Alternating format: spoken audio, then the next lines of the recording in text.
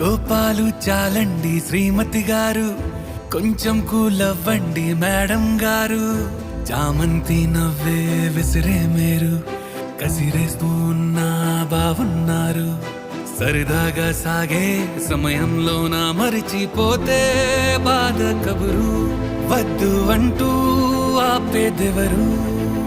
కోపాలు చాలండి శ్రీమతి గారు, కొంచెం కూలవ్వండి మేడం గారు.